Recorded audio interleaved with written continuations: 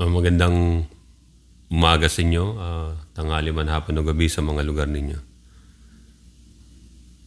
Muli si Brother Joe ito ng Karaoke Pananampalataya at Katotohanan na nagpapayag sa inyo rito ng patungkol sa salita ng Panginoon. Ito ay non-monetized na YouTube content ko. Nung nakaraang Sunday, yung maraming nag-reenaction sa tinatawag na triumphal entry ng Panginoon Kristo o yung tinatawag na linggo ng palaspas. Bata pa lang tayo, alam na natin yan. Minsan bibili kayo ng palaspas, may mga nababalita na bumibili ng palaspas at mayroong nababalita na nagnanakaw ng palaspas. Di ba parang ano yun? Di ba alin na kayong walang palaspas, so wag lang ho kayo magnakaw. Hindi ho pag-welcome, hindi ho malulugod ang Diyos sa inyo kung ganun. Unang-una, madali lang gawin ho yung palaspas na yan, di ba? Kahit lang yung mga ano ng nyug, yung pinakadahon-dahon nun. May magaling dati sa amin gumagawa nun, ginagawa niyang ano. Tapos yun din ang hawakan, yung puputo lang doon. Nalagyan niya lang ng design yun, ng mga ribbon. Hindi ka nabibili. Pero magkano lang naman yun.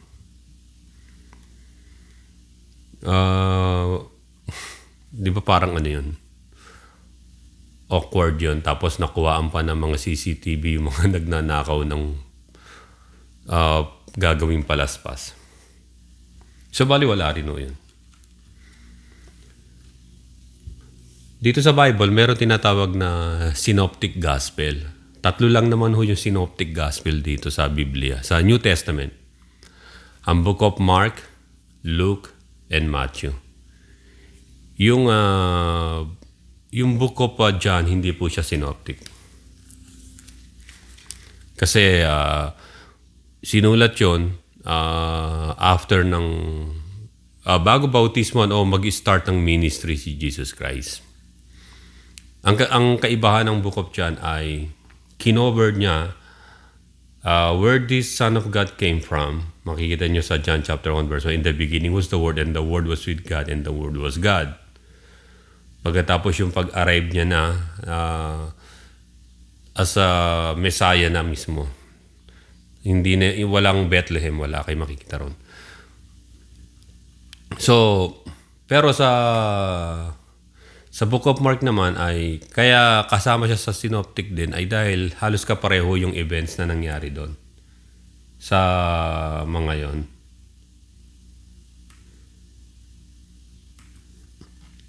Magbibigay lang ako ng tinatawag na chronological.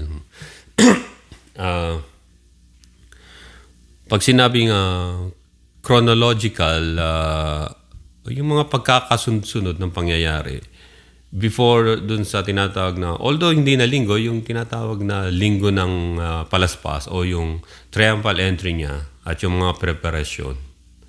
Kasi hindi naman ganun kalalayo yung yung example, ang Bethany, Bethpage, pagkatapos Jerusalem, at hindi ganun kaano yun. Hindi ganun sobrang lalayo. Parang pumunta lang ho kayo ng niyan. Halimbawa, yung lugar na Quezon City, Makati, lang halos magkakatabi dyan eh. Yung mga parang ganong mga lugar na city. Alam nyo naman, makikita sa mapa, napakaliit ng Israel.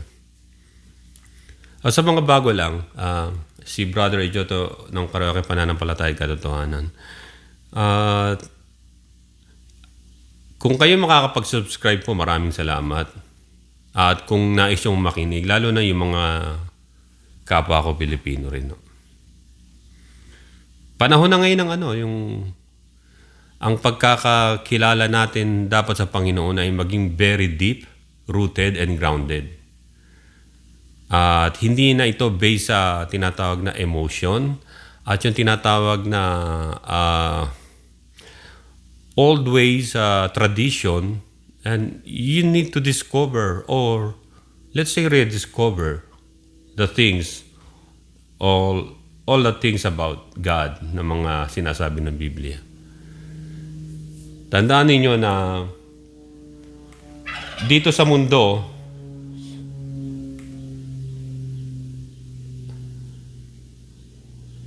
dito kasi sa mundo ay makikita natin marami ng mga nagaganap, mga tinig ng mga tao, iba-iba mga pinaglalaban, at minsan nga yung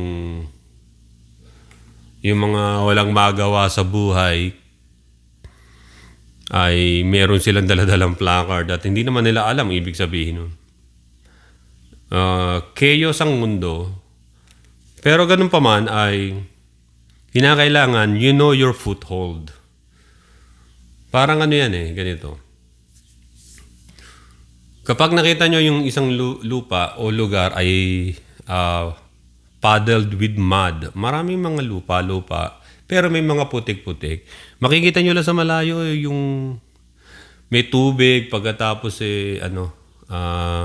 merong hindi mo alam kung sa katutuntong. Tulad ng pagbaha sa Pilipinas, di ba? Hahanap ka ng tutuntungan mo para hindi ka mabasa o malubog. Hindi mo kasi alam kung ano yung nasa tubig na yun, kung malalim ba yun o mababaw lang. So, ganun na ginagawa ng karamihang tao, kalimitan. Know your foothold. Alam mo kung saan ka nakatungtong. Kasi sa panahon ngayon, it's not Wag ka magtitiwala sa mga tinatawag na sinabi lang ng iba. You need to use your common sense and search for the truth. Tulad ng ginagawa ko, minumulat ko lang ibang mga tao o kung sino man ang gustong mamulat ang mata sa katotohanan because we're aiming for the truth kung ano yung totoo. Halimbawa, ganito, sasabihin halimbawa ng mga nagtitinda ng mga ulam, di ba? Masarap yan. Madali, lahat naman ng sinasabi nila, masarap yung ulam Masarap yung tinda namin. Pero kinakailangan, you should know the ingredients and the process also. Kung tama ba to. Baka mamaya, iba yung nilalagay niya, di ba? Tapos kakainin mo, papasok sa katawan mo, sa bibig mo, kakainin mo. Hindi mo alam kung ano yun, kung maraming mga toxicity na yung nailagay ron at ayun nagsisira sa katawan mo, sa health mo. Yun ang ron. Ayun ang kinakailangan watch out tayo sa ganun. Nagbibigay lamang ako dito ng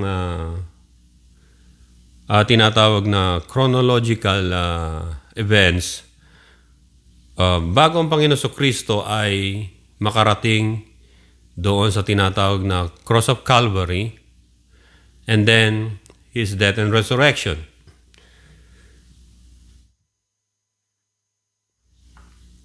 Sapagkat kung hindi natin titignan muna ito at kung hindi natin aalamin ano-ano ba talaga ang mga nangyari at naganap dito. Muna yung chronological. Una,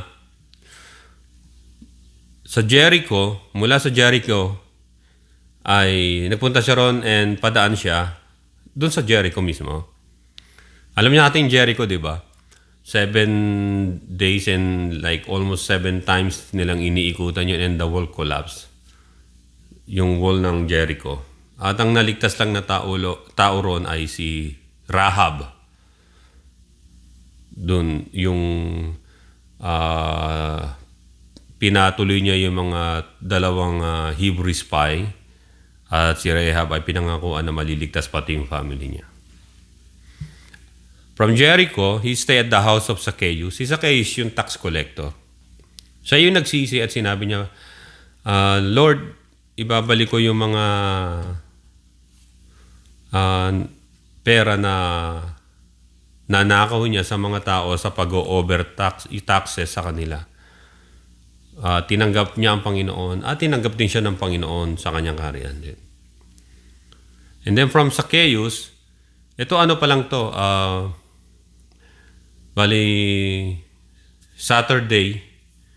Saturday to, yung mga pangyayari, Saturday, so sa panahon nila parang Sabbath day.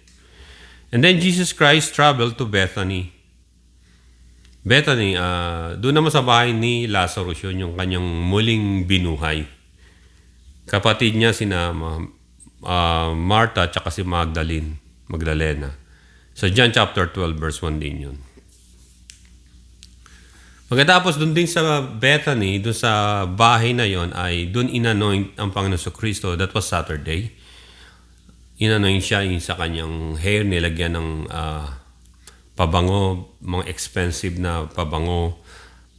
Yun ay tinatawag na pagpaparangal sa Panginoon. At alam natin sa bahay ni Lazarus yun, at ang gumawa nun ay si Mary, na kapatid ni Lazarus at ni Magdalene. Sa John chapter 12 verse 1 hanggang 8 yun. Then doon din sa lugar na yon, yung chief priest ay nagpadala ng nagpadala talaga ng hire killer to kill Lazarus. So John chapter 12 verse 10, kasi maraming nananampalataya at naniniwala at umaalis sa religion ng mga Jew at papunta kay Jesus Christ, ay dapat mapatay din nila si Lazarus o isa-isahin na nila eh. Mga Jewish to bago kayo tuloy ito. Kayo mga Christian, kung meron man sa inyo na ang paniniwala nyo si Jesus Christ ay Hudyo, dahil pinanganak sa Bethlehem, ginagamit yung sa Book of Galatians. Tingnan nga natin ginagamit ng mga ito.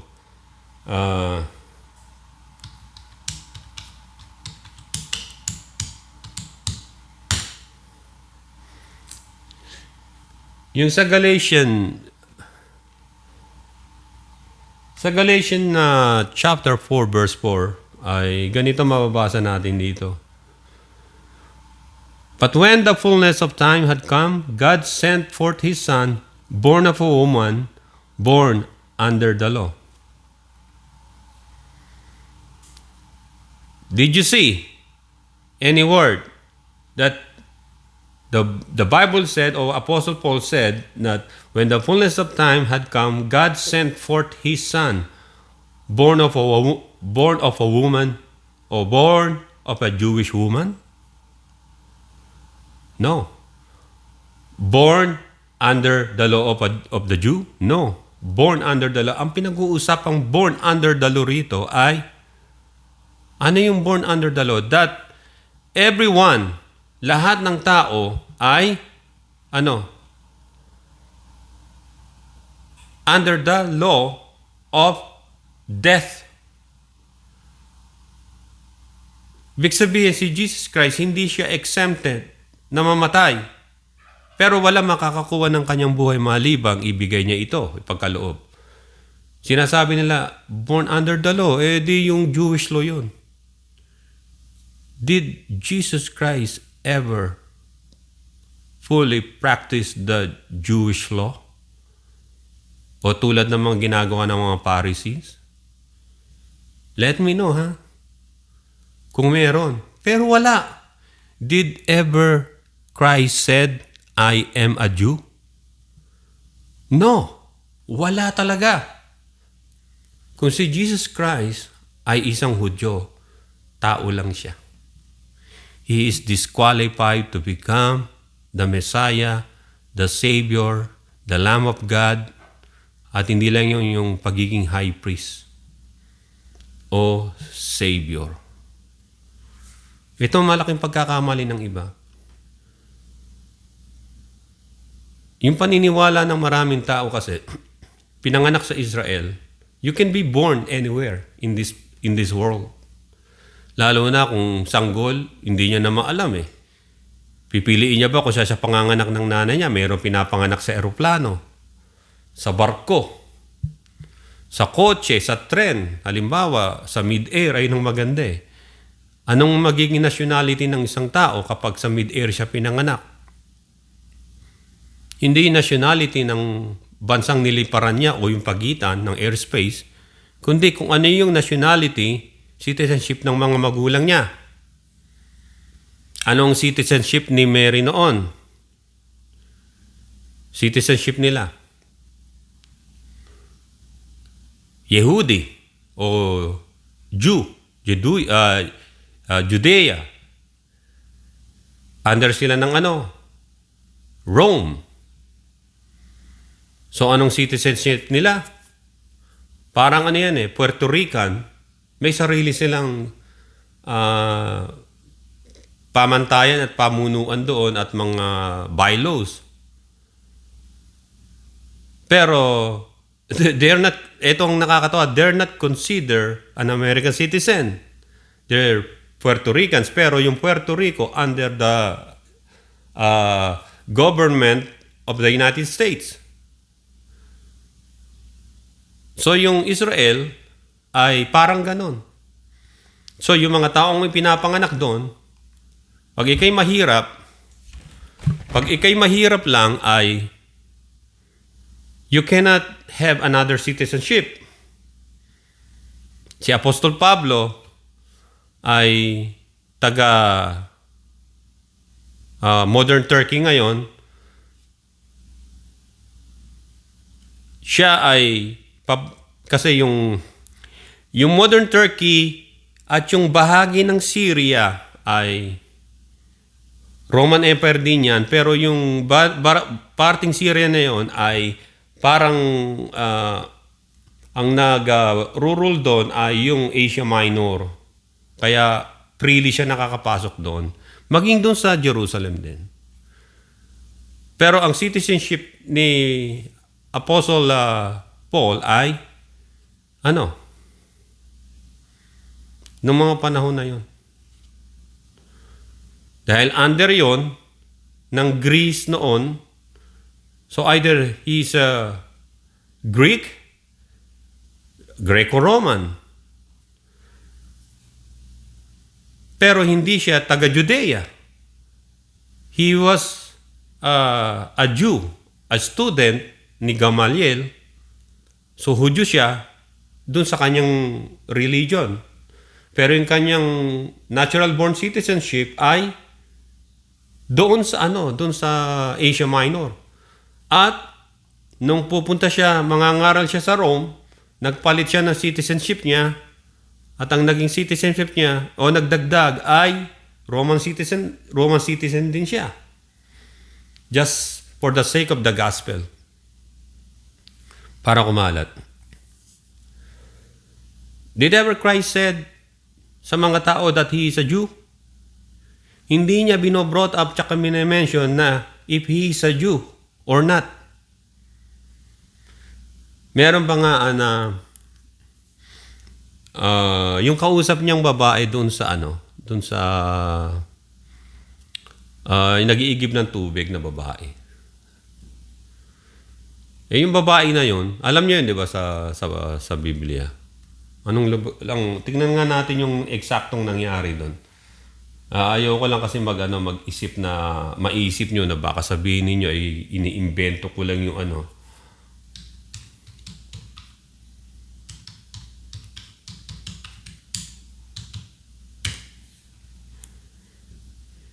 Ito sa John chapter 4.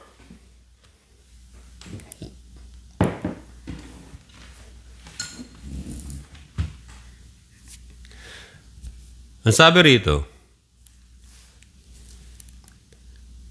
a woman of Samaria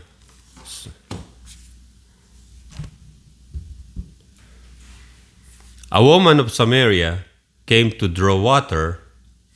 Jesus said to her, "Give me a drink."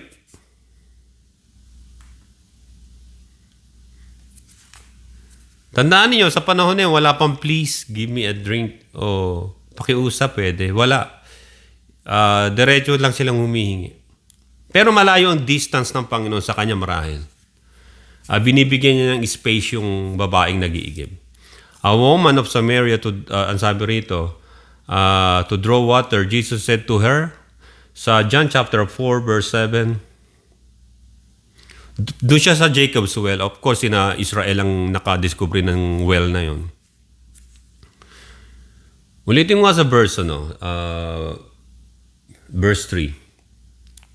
So he came to the city of Samaria, which is called Sychar, near the plot of ground that Jacob gave to his son Joseph.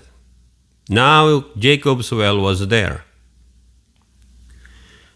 Jesus therefore being wearied from his journey, makikita natin yung talagang yung pagiging human ng Panginoon nung magkataong tao siya. Napapagod siya, nagugutom, nauuhaw, nangihilakbot, umiiyak, cries wept, nagagalit yung hinataw niya yung lamesa ng mga manunugal doon. Yung nature ng tao ay dala-dala niya nasa kanya. Subalit, hindi ito nagkaroon ng contradiction sa divine nature na nasa kanya. A woman of Samaria, sabi rito, now Jacob's well was there. Jesus therefore being wearied from his journey, sat thus by the well. Yung malapit sa well, it was about the 6th hour.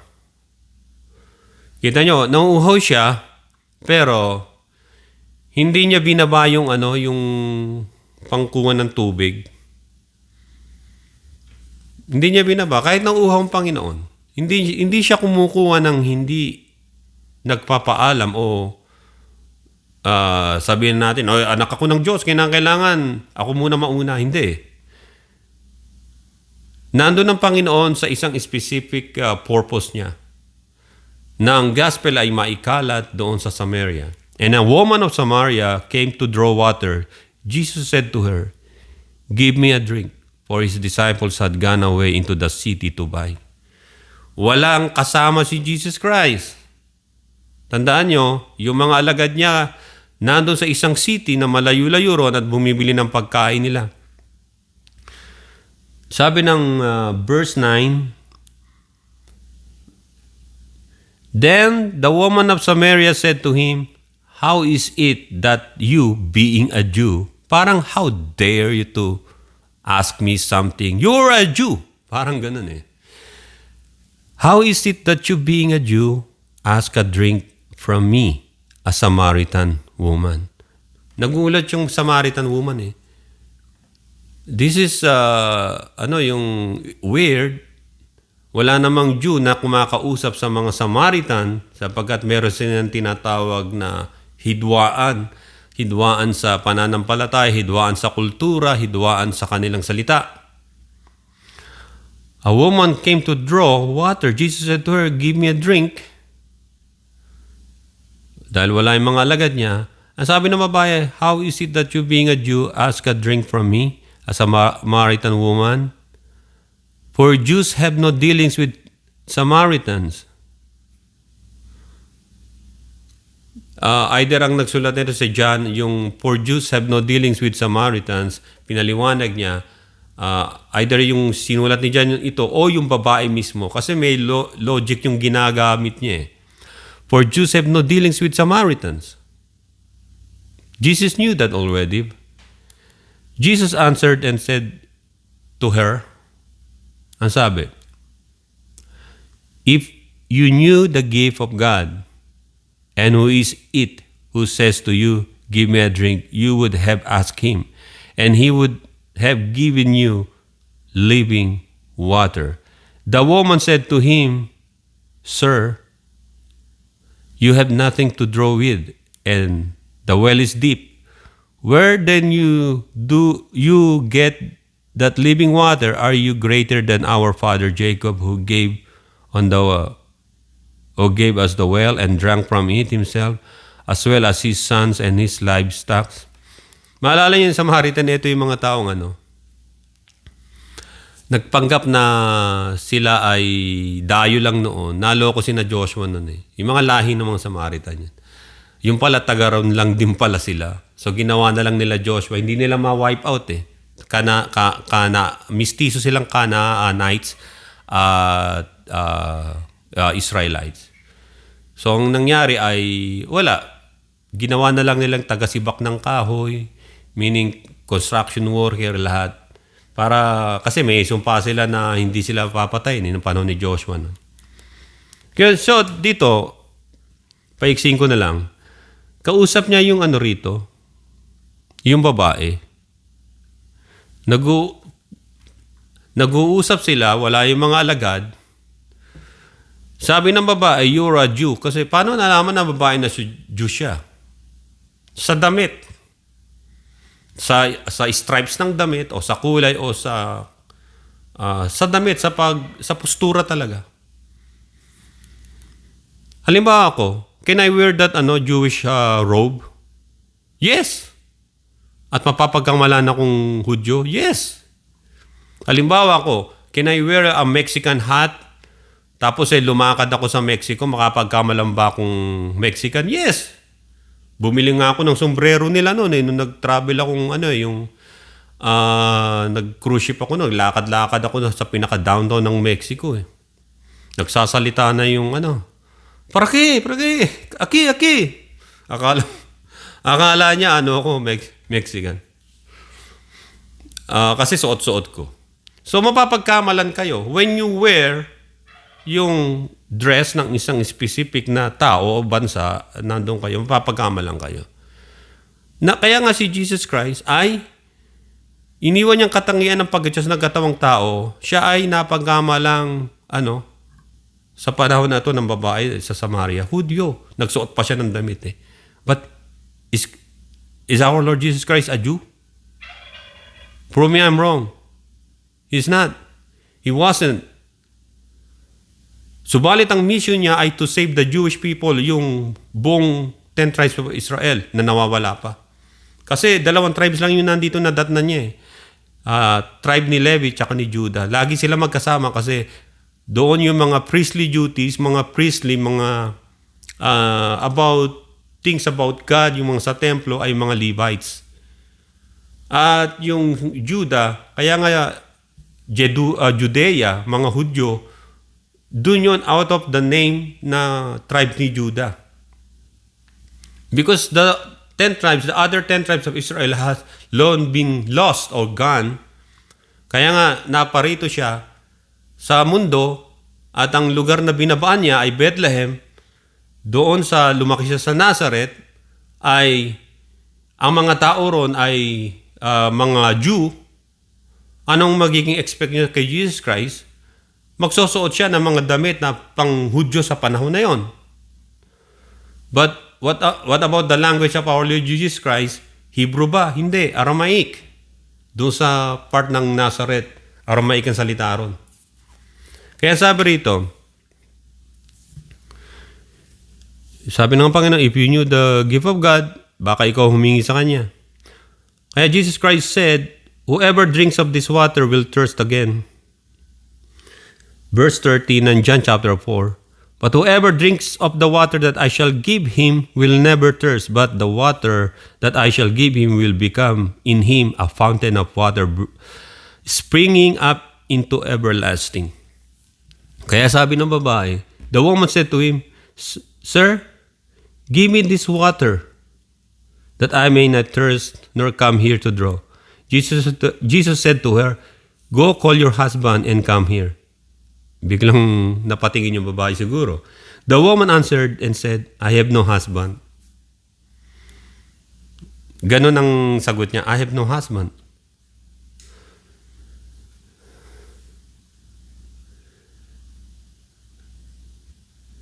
Tapos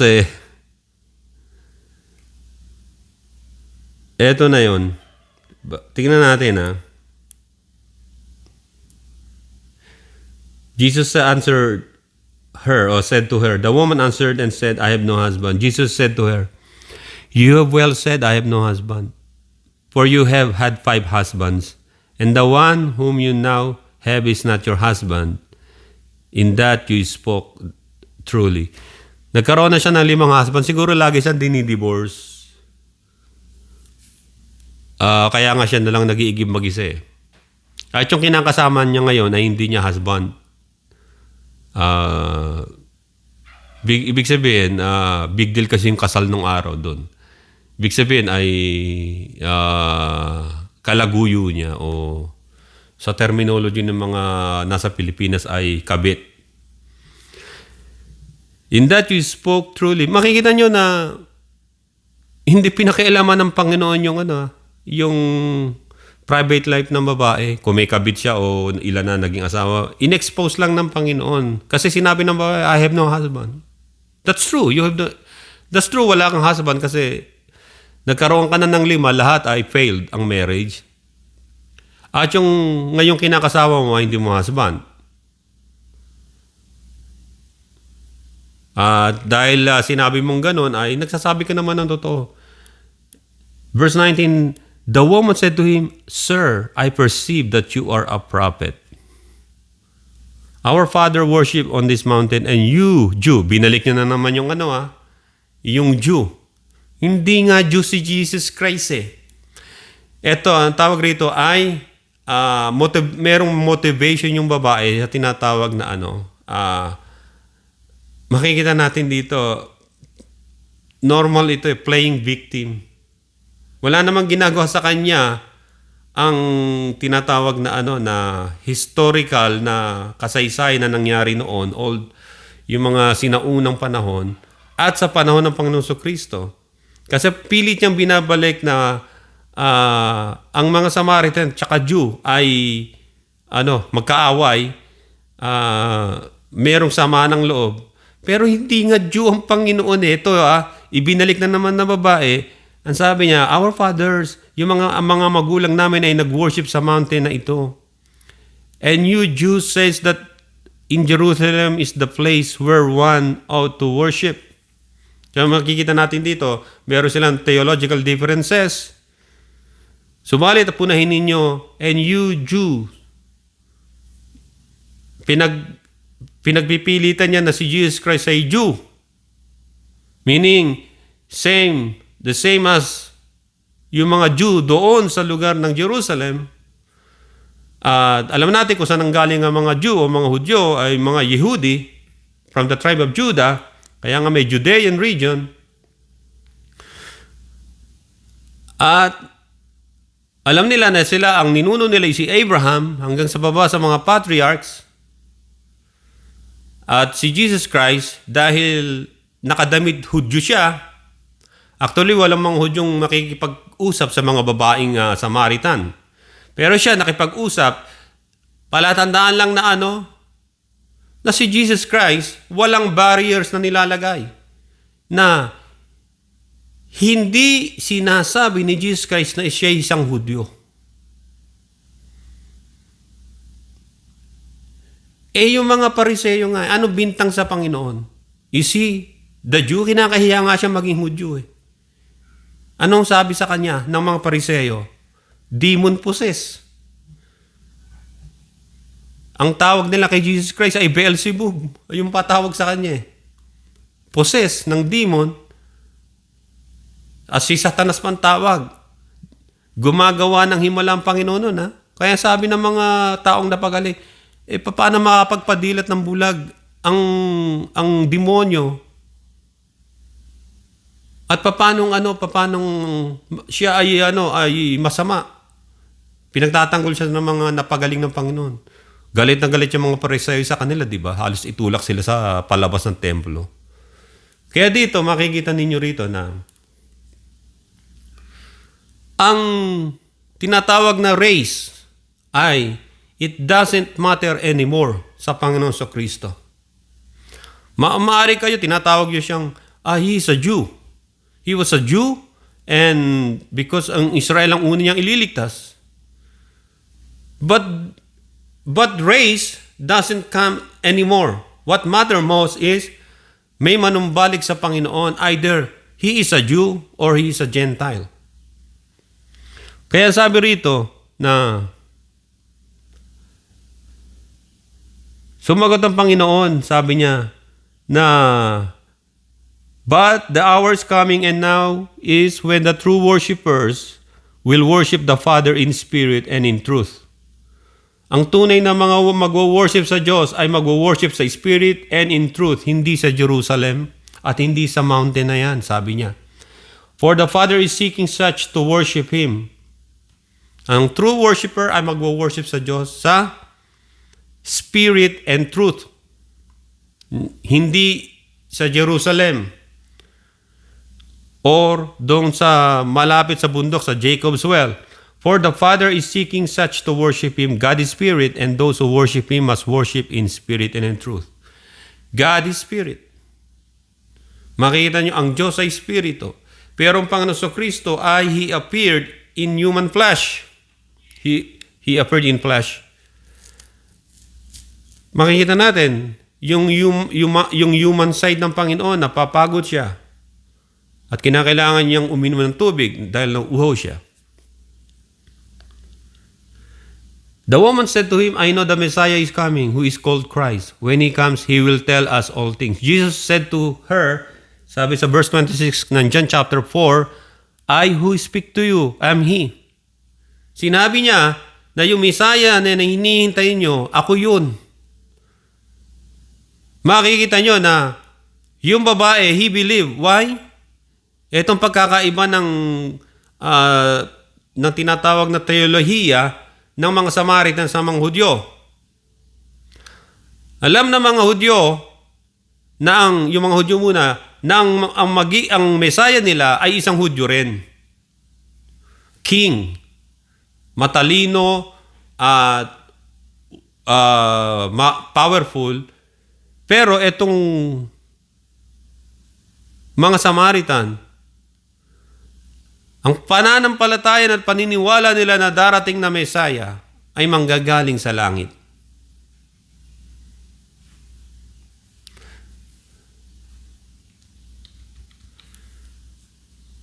Kaya sabi rito, Jesus said to her, I who speak to you, I am He. And then biglang dumating yung mga alagad niya, di ba? Galing sa palengke. Verse 27, and at this point his disciple came, and they marveled that he talked with a woman. Yet no one said, what do you seek? Or why are you talking with her? Tapos umalis yung babae, and the woman left her water pot, went her way into the city, and said to the man, come, see a man. Hindi niya sinabi, come, see a Jew, a man, a Jew, man, a man, Jew, who told me, hindi. Come see a man who told me all things that I ever did. Could this be the Christ? Then they went out of the city and came to him. In the meantime, his disciple urged him, saying, Rabbi, eat. But he said to them, I have food to eat, of which you do not know. Kaya kala ng mga alagad may nagbigay na sa kanila. Habang kausap niya, biglang datingan yung mga taong bayan. Ayan, sabi, ano na, yung harvest time na. Ang sabi, and many of the Samaritans of that city believed in him because of the word of the woman who testified. He told me all that I ever did. So when the Samaritans had come to him, they urged him to stay with them, and he stayed there 2 days. Yung mga alagad, pati yung Panginoon, 2 days sila nag-stay. And many more believed because of his own word, because of the word and teaching of our Lord Jesus Christ.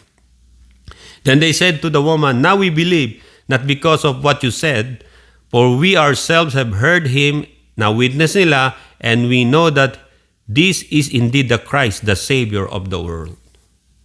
Makikita niya si Jesus Christ, hindi niya in-emphasize o in-emphasize na ang Messiah ay Hudyo. Yung Messiah darating sa mga Hudyo, pero dumating na siya, hindi nga siya kinilala eh. Hindi siya napunan ng dilim, ang sabi. Hindi siya napunan ng, because yung Jewish religion ay, they are so stiff-necked people. Sinabi na ng yung mga prophecy, alam mo, si Zechariah, yung Messiah, bababa siya, nakasakay siya sa isang colt, sa isang asno, tinatawag na mule o donkey. Pero ayaw nila nun. Ayaw nilang paniwalaan.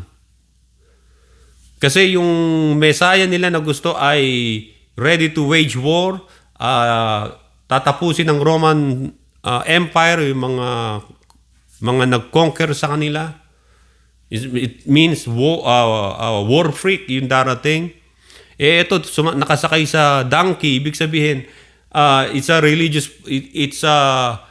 religious purposes yun, yung ganon. It means like peace, coming peace, at hindi katulad ng king talaga na gusto nila o yung Messiah na warrior na maraming sundalo. Pero ang Panginoon Kristo sa second coming niya, di ba, nakasakay na siya sa kabayo, sa puting kabayo, at nakalagay sa hita niya, King of Kings and Lord of Lords. And He's ready for battle para yung mga fallen angels ay mahuli niya. And then yung words ay lalabas lamang sa sword doon sa kanyang mga bibig para matalo niya yung kalaban. So si Jesus Christ ay hindi siya Hudyo. Makikita niyo sa genealogy, hindi patak ng dugo, wala siya kay Abraham. Ipinangako ng Diyos ang Savior na bababa sa lineage niya ni Abraham at ng mga patriarchs, pero hindi sinabi na ito ay Hudyo. Hindi pwedeng maging Savior ang isang Hudyo kung ang dugo ng isang Savior na yun na sinasabi o Messiah ay kaduktong doon sa mga kasalanang tao na yun. Bakit hindi dapat unang-una makikita nyo yung mga tinatawag na ninuno ng mga Hebrew people hanggang kay Shem, mula kay Shem. Marami ng mga kahindik-hindik ng mga pangyayaring mga nangyari sa kanila.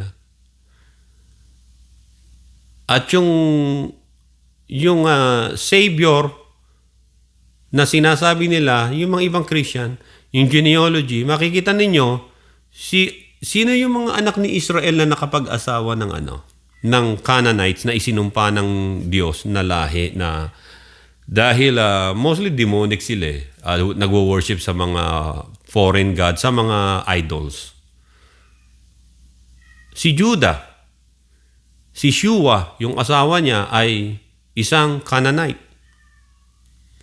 Doon siya nagkaroon ng 3 anak. Di ba, yung 2 anak niya ay napakasama at pinatay ng Diyos, tapos si Shelah ay natatakot siya ibigay doon kay Tamar. Si Tamar ay ano siya? Isa rin siya isa siya sa tribo ng mga Canaanite. Si Tamar. At hindi lang 'yon. 'Di ba napagkamali ni Judah na prostitute si Tamar? Kaya si Judah tumitira pala ng prostitute, di ba? At binayaran niya, binigyan niya yung prenda, yung mga alaas niya para magamit niya lang yung babae na hindi niya namamalaya na manugang niya pala. Daughter-in-law niya. Nabuntis niya. Tapos ayun yung mga naging anak noon, doon nagmula yung lahi ni King David. King Solomon hanggang sa bumaba doon sa genealogy sa Book of Matthew, Book of Luke. Maraming mga Canaanite woman, maging si Rahab, Canaanite yon, bumaba doon. Hindi lang yun ito pa. Yung mga preacher na pinagpipilitan na kasi Bethlehem, di ba? King si Jesus Christ, ganoon. Kasi galing siya sa mga lineage sa mga hari. Patunayan sa akin na si Jesus Christ ay mayroong dugo ng mga yon. Hindi na mapatunayan. Kilala niyo ba yung inassassinate dito, si Kirk?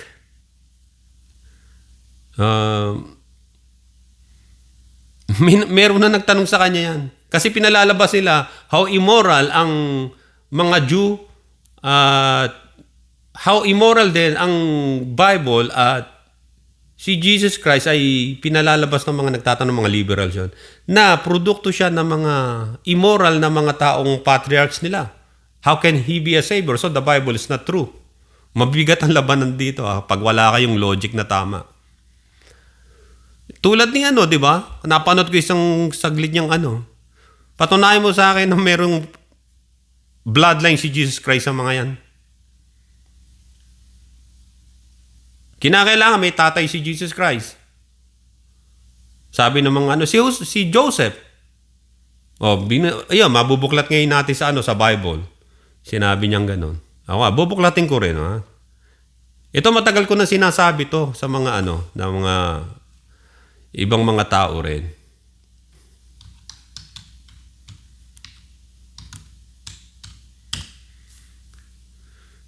Eto, kung mayroong patak ng dugo si Jesus Christ dito, mula kay Jose dito, aalis na ako sa Christianity. Aalis na ako sa Christianity at magiging agnostic na lang ako. Hindi ako lilipat na ibang religion. I don't believe in those other religion. I would rather make my own decision na manahimik. Eto tingnan, basahin nyo rito. About, this is about Joseph.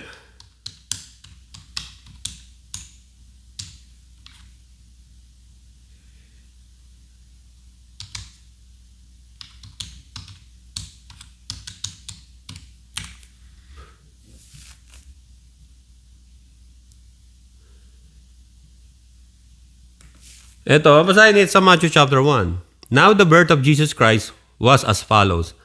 After his mother Mary was betrothed to Joseph. Ito after his mother Mary, may binanggit dito Mother Mary,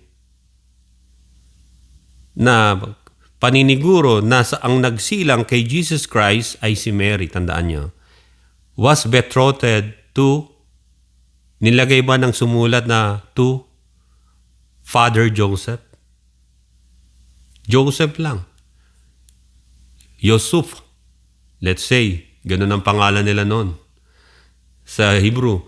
Mary was betrothed to Joseph.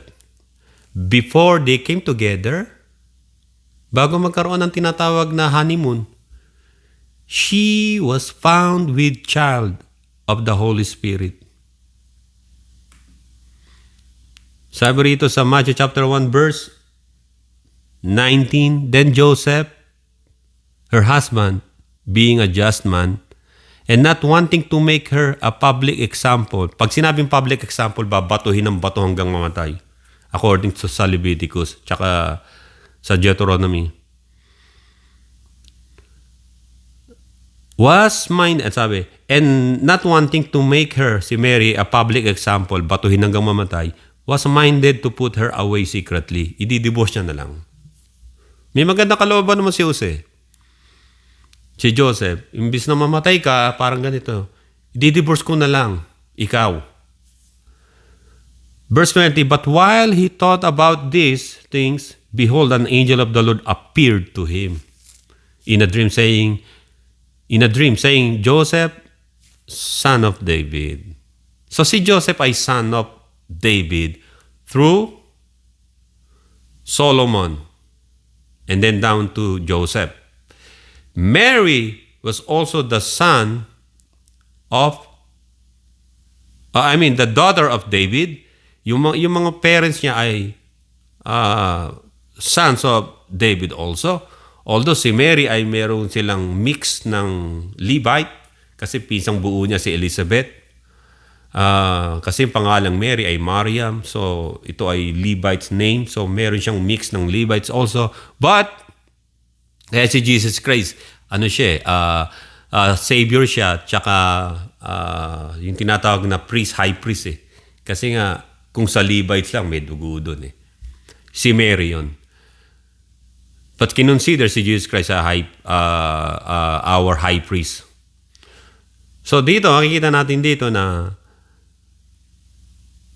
si Mary ay bago pa sila magsama ni Jose ay nag-conceive na. Nag-conceive na siya at dahil ito ay sa Holy Spirit. Tinawag ng angel na Joseph, son of David, hanggang sa pinaliwanagan ng dinadala ni Maria sa kanyang sinapupunan ay is of the Holy Spirit, and she will bring forth a son, and you shall call his name Jesus, for he will save his people from their sins. Ito binigay na task kay Joseph. And she will bring forth a son, and you shall call his name Jesus, for he will save his people from their sins. He will save his people from their sins. His people. Sino yung mga tao na to? From their sins. Hudyo lang bang nagkakasala? Di lahat ng tao. Ito yung mga tao na people na from the beginning, from the creation of before the world began or created, sabi ng Apostol Pablo, we are chosen by God. Yung mga chosen ito, yung mga ililigtas ng Panginoon mula sa dilim, dadalhin sa liwanag. Yun ang my people. Na, yung mga Juba na, yung mga Hudyo ba, na nasa reliyong Judaismo ngayon ay kinikilala ba si Jesus Christ? Hindi. So, ang kikilala lang kay Jesus Christ ay tatawagin ng Panginoon na my people, my children, my sons and daughters. Ayun lang ang explanation doon. So, makikita natin dito na si Joseph ay hindi niya biological son ang ating Panginoon sa Kristo. Minsan nakakagigil. Kasi marami mga tao pinagpipilitan na kung ano si Jesus Christ, Jew raw Jew. Kung Jew siya, is not a Savior. I don't want him to be my Savior, Jew I'm not anti-Jew, pero hindi siya Jew ng katotohanan nasa Biblia I'm not anti-Semite, hindi ako anti-Israel, pero did the Jewish people, the entire Judaism, accept Jesus Christ as the Messiah? Never. Pero yung Antichrist, pagdating, tatanggapin nila. Kasi powerful tsaka Jew yun. May dugong Hudyo yun. Na ito ay, may prototype ng Jewish DNA na, nandoon sa modern Turkey, yung modern Jewish DNA na yon na pagdating ng araw ay mag-a-appear at magpapakilala sa mundo at papangakuha ng Israel na itatayo ang third temple at uutusan niya ang Islamic world na walang makialam at para magkaroon ng world peace at matutuwa mga Jew kasi may third temple na ulit sila. Kaya di ba Jesus Christ said na ang dapat sumamba sa Diyos ay sasamba tulad ng sinabi sa Samaritan woman, ang tunay na sasamba sa Diyos ay sasamba sa Espiritu at katotohanan. Hindi na ninyo sasambahin ng Diyos sa bundok na yan ng Shechem o sa Jerusalem, sa Temple Mount. Kundi you will now worship the Lord in Spirit and in truth. We don't need to go to those places because God is omnipresent. We can worship God in spirit, in the spirit and in truth. Ito, sinabi na rito. Then Joseph, being arose from sleep, did as the angel of the Lord commanded him, and took him his wife, and did not know her. Hindi niya ginalaw si Mary kahit nagdadalang tao. And did not know her till she had brought forth her firstborn son. Yung si Jesus Christ natin Panginoon. And he called his name Jesus. Ito maliwanag dito. Na babalik ako rito. Medyo napadiin ako sa kwento na yon. Ito pa yung mga kasaysayan. So, yung pang-apat tayo no, sa chronological, the chief priest sent hired killers to kill Lazarus in John chapter 12 verse 10. Ikalimang chronological, Jesus went out of Bethany for Jerusalem. He stopped at Bethpage. Yung katapat lang ng city na yon. Malalapit lang naman yung mga city na yon. Matthew 21 verse 2. While at the Bethpage, Jesus told his disciples to go to Bethpage and bring the young colt dun sa city. Dali niya yung young colt o yung batang tinatawag na donkey na hindi pa nasasakyan. Nakahula na sa Biblia yon na sa Matthew chapter 21 verse 2 hanggang 3, mababasa natin maging sa Old Testament, maging sa Book of Zechariah, sa iba pang mga minor prophets.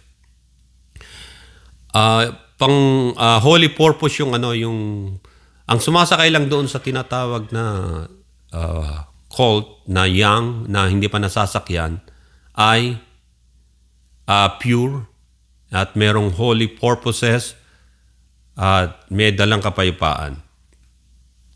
Kaya yun ang sinabi ng Panginoon. Sabi, pag may pasok yun sa city, sa bungad nun, may nakataling colt doon o yung tinatawag na donkey, na batang donkey, tanggalan nyo ng tali. Pag may natanong, bakit nyo tinatanggal ang tali niya? Sabi nyo, para sa Panginoon. Nangyari lahat yon. Kasi, kinakailangan yung prophecy ay mangyari na ang Savior, ang Messiah, ay darating papuntang Jerusalem o Zion na nakasakay sa tinatawag na colt. Na colt o yung donkey, na batang donkey. And then Jesus entered, ika-anim na sa chronology list, Jesus entered Jerusalem riding on a colt, Matthew 21 verse 8 hanggang 11. Ikapito, Jesus entered the temple in Jerusalem and drove out and overturned the tables of the money changers. Nung Sunday yun, Matthew 21 verse 12 hanggang 13. And then, Jesus made miracles and healed the people from their sicknesses, Matthew 21 verse 14. Sunday yun, pagkadating niya doon sa Jerusalem. And then hanggang umaga, tanghali, hapon o gabi, nagpapagaling siya ng mga may sakit. Marami na nangyaring events doon sa panahon na yun. Marami na ho. Kaya ito ang ating Panginoon sa Kristo ay tagapagligtas. Naalala niyo yung Canaanite woman, yung anak niya may sakit. Pagkatapos tawag siya ng tawag. Ang sabi, Jesus, Son of David. Kung babasahin natin, makikita natin na may sinabi ang Panginoon doon sa kanya, di ba? Yung humingi ng kagalingan, ang sabi, hindi pwedeng itapon, metaphorical yun yung sinabi ng Panginoon. Hindi pwedeng itapon yung tinapay na para sa mga anak at ibigay sa mga aso. Yung salitang aso na ginamit ng Panginoon ay hindi ito yung mga wild dogs o street dogs, kundi pet dog, puppy. Pero yung iba nababasa yun parang offensive sa kanila. Nasabi ni Jesus Christ yun. Metaphor yun. Pero hindi para i-offense o offensive, ma-offense yung matandang Canaanite woman. Alam niyo kung bakit hindi? Kasi 100% sigurado yung anak niyang babae na nagkasakit na bata ay merong pet na dog na hindi ito mga wild dogs o askal o aspin o magala sa kali. Merong, tingnan natin dito, makikita ninyo na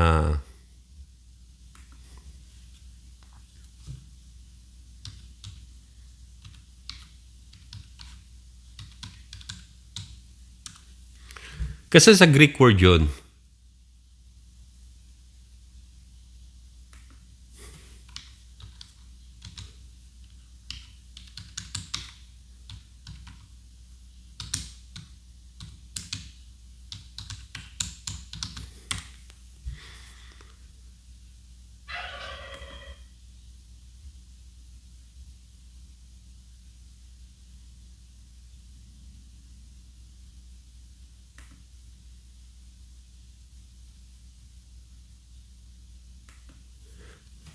Kasi naging ano to yung parang isang issue.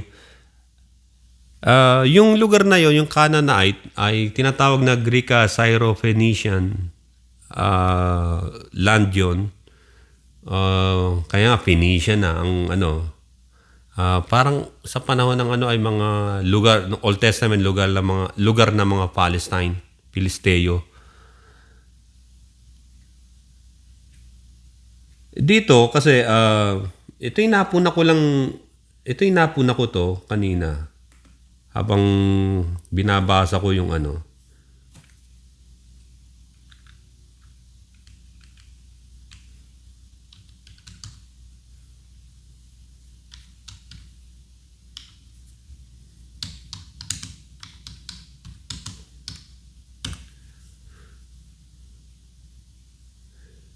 Ang sabi rito, Jesus mentioned or used the Greek word kunarion. Yung kunarion ay hindi pala ito just street dog o wild dogs na parang asong ulol, which means a pet puppy, family pet, rather than the Greek word na street dog na kuon sa Greek word. So ang ginamit ni Jesus Christ na salita ay kunarion. Ibig sabihin ay, tingnan natin yung sinabi niya na yun, na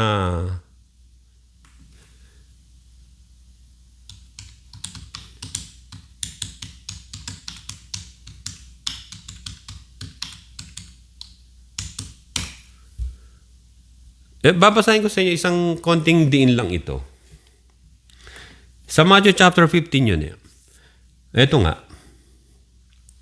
Verse 22. And behold, a woman of Canaan came from the region and cried out to him, saying, Have mercy on me, O Lord, son of David. My daughter is severely demon-possessed. May sakit. But he answered her not. But he answered her not a word. Sa verse 23, and his disciple came and urged him, saying, Send her away, for she cries out after us. Ibig sabihin, annoying na siya. Sigaw ng sigaw. Kasi nga, ayaw talaga nila yung mga Hudyo, the mga normal Jews people, they hate Canaanite woman. Canaanite people, I mean. Kaya sabi, send her away for she cries out after. Send her away empty-handed. Parang, bakit pakikinggan yan? But he answered and said, I was not sent except to the lost sheep of the house of Israel. Ayun ang first mission. Metaphor ito, maya-maya makikita nyo. But the first mission of our Lord Jesus Christ is for the lost sheep of the house of Israel. Yan ang pinapaalam niya na uunahin muna yung mga naliligaw na mga tupa ng Israel. Verse 25, then she came and worshiped him. Ito na. She came to Jesus and worshiped him. Sumamba na siya. Lord, help me. Wala pa rin siyang natanggap. Sumagot ang Panginoon, but he answered and said, It is not good to take the children's bread and throw it to the little dogs. Tulad ng binanggit ko kanina, hindi ito ang street dog, kundi yung dog na binabanggit ng Panginoon ay, yung little dogs ay household pet.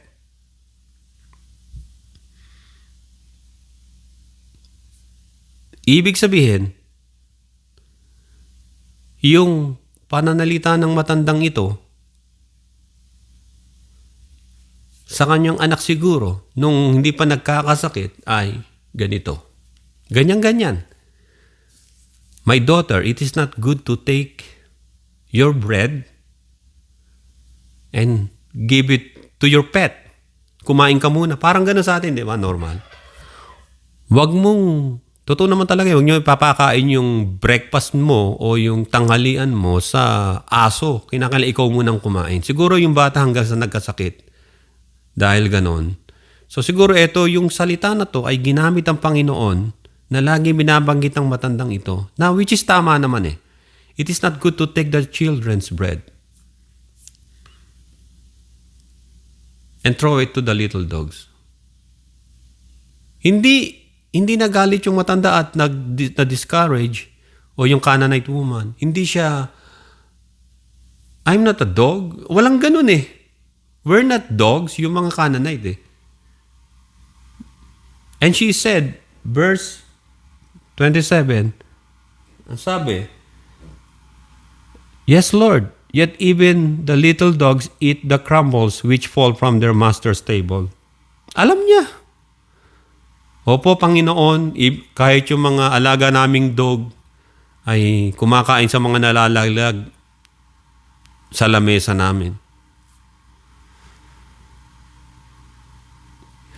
Yung ibang Christian ang banggit dito, akala yung matanda mahirap na mahirap tapos may wala naman sinabi mahirap eh.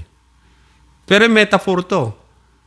Ibinalik lang ng Panginoon yung minsan ganun ng Panginoon sa atin. Ibabalik niya, I want you to taste like taste your own medicine, parang ganun eh. I want you to learn that. Na ang pagkain ay hindi binibigay sa mga aso para dapat sa mga anak. Meaning the blessing first. And she knows already. Yes, Lord. Yeah. Yet even little dogs eat the crumbs which fall from their master's table. Anong ibig sabihin nito? May alaga silang dogs. Mga pet nila. May pet siya, yung bata. At yung bata ay nagkasakit.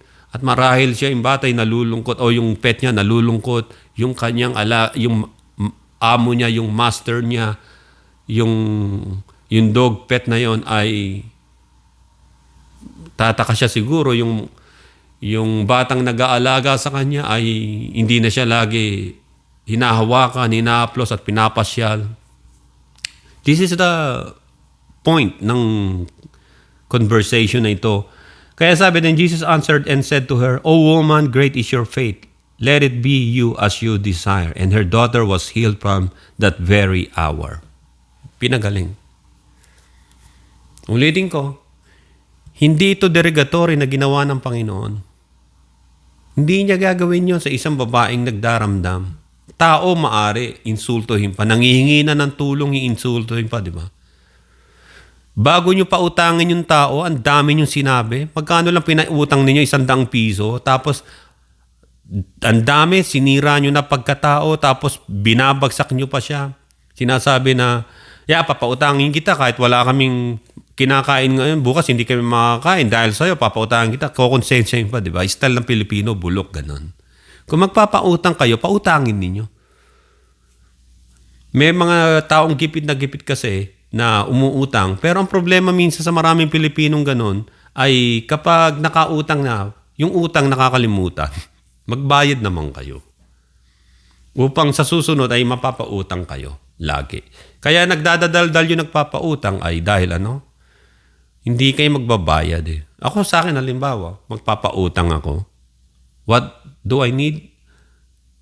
Ay, contract. At hindi lang yun. Prenda.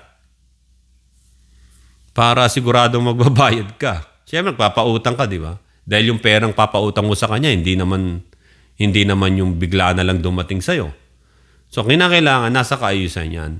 Merong notaryo kung gusto nyo magnotaryo kayo para yung tao na yon ay maobligang magbayad sa utang niya. Kung wala siyang maibayad ngayon, kasi kung mangungutang ka, wala ka naman prenda ay huwag ka na mangutang. Makakapangutang ka ba doon sa pawn shop? Kinakailangan mo yung mo, di ba? Sasabihin ng iba, di ba panggigipit yung ginagawa mo? Hindi panggigipit yun. Ang tawag ron ay kaayusan. Nasa kaayusan dapat. Tao nangungutang pagkatapos kapag hindi ho napautang ay galit na galit. Marami hong ganyan, di ba? Galit na galit. Sasabihin, para hindi ka naman babayaran. Kung mangungutang ho kayo, mga kapatid, lalo na kayo, mga maraming Kristiyanong ganyan eh. Nananalangin, Lord, provide mo kami ng pera, Panginoon. Pero may nasa isip na silang tao na lalapitan nila. Ito, Lord, nag-abroad to. Makakatulong sa amin to. Di ba siya ang tutulong? Sige na, Lord, ha? Okay, pupunta ngayon. Pagpunta ron, mangungutang. Hindi napautang. Napautang man, konti lang. Ikaw ang sagot ng Panginoon eh. Sabi lumapit kami sa iyo eh. Bakit ito lang binigay mong kapal na mukha, no? Makikita nyo ganun eh.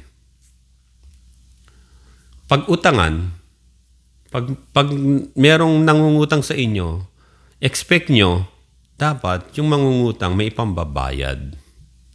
At ituro nyo na lang siya sa ibang branch ng government kasi ang mahirap dyan talaga, marami na akong nakilalang ganyan. Pag singila na, wala na, nakalimutan na utang. Ang katwiran na marami kasing tao, wala namang nakukulong sa utang. Kala nyo lang yun. Kala nyo lang yun. Ito mga kapatid, ito yung Sunday na pumasok na siya doon sa Jerusalem and then Monday ay nangangaral pa rin ng Panginoon hanggang Wednesday, hanggang Thursday. Ay mga ganyang preparasyon na ng tinatawag na Last Supper. Nung Friday, ayun na yung tinatawag na namatay ang Panginoon. At Saturday, at early Sunday morning ay muling nabuhay siya on the third day. Mga kapatid, yun lang po ang nais kong sabihin sa inyo. At kayo po ay lagi ninyong isipin na ang ating tagapagligtas ay siya ang Panginoon ng lahat. Hindi lang espesipikong tribo o lahi ang dahilan kung bakit siya bumaba sa mundo, kundi para sa mga makasalanan. Kaya sabi rito, He died for all, para sa lahat.